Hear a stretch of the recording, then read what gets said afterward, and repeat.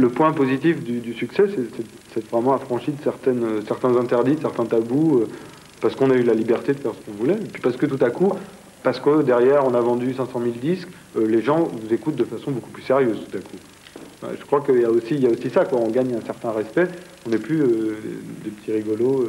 Je crois qu'avant on passait vraiment pour des mômes, quoi, et tout à coup il y a quand même un effet un peu miraculeux du succès et des dollars qui rentrent dans les caisses, qu'on peut rentrer dans un bureau et proposer des idées, et tout d'un coup on dit ah oui, c'est bien. On se souviendra de ceux qui commettent un crime, un jour de tous ces chasseurs de primes, et puis d'oublier la vie d'un homme extraordinaire. On a fait une tournée, il y avait des gens qui venaient pour nous voir, pour la première fois de notre vie, ils venaient pour nous voir nous.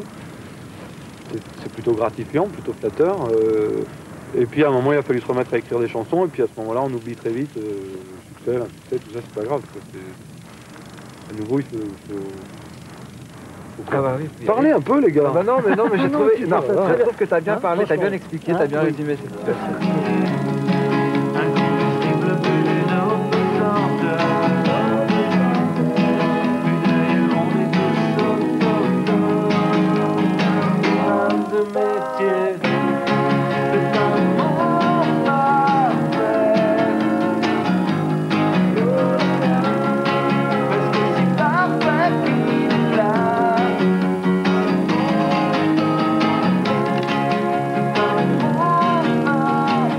Malgré la décontraction apparente de nos amis, l'enregistrement de Postpartum fut une expérience éprouvante étalée sur plusieurs périodes. Et puis il y a aussi, c'est tellement long qu'il y a un moment où plein de choses nous échappent.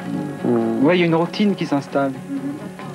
Bah, la routine d'avoir à être créatif, qui devient une autre routine, parce que c'est pas forcément un état normal à plein temps.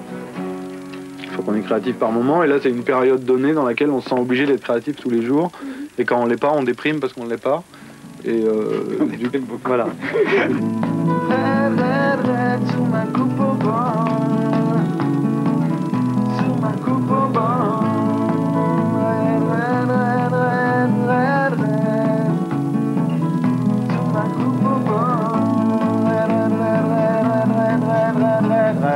Avant Poilier, en studio, on se disait, pour s'amuser un peu, qu'on faisait un album résolument variété.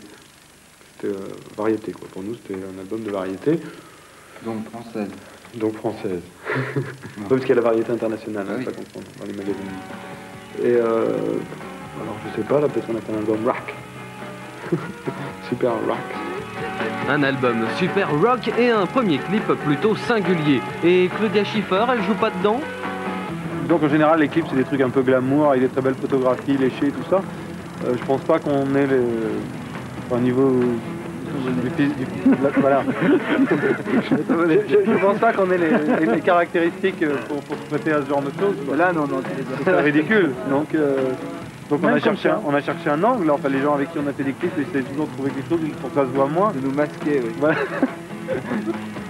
Alors le subterfuge sur ce coup-là, c'est la pixelisation, un procédé visuel au rendu intéressant mais dont la fabrication est laborieuse. Comme le cœur cherche un emploi. Donc la pixelisation, c'est un peu ce que font les gens avec la pâte à modeler en général, sauf que là, à la place de la pâte à modeler, on s'est dit qu'on allait jouer le rôle de la pâte à modeler. Donc et on n'est pas très malléable. Voilà. C'est un réalisateur qui s'appelle Pascal Baes, donc on a gravi la Tour Eiffel en 6 jours, en image par image. Je compte 1, je compte 2, je compte 3. Pendant ce temps-là, il ne faut pas bouger. Là, c'est un peu comme Jacques a dit. Voilà. L'image s'arrête, on fait ça. Et je compte 1, je compte 2, je compte 3, je compte 4.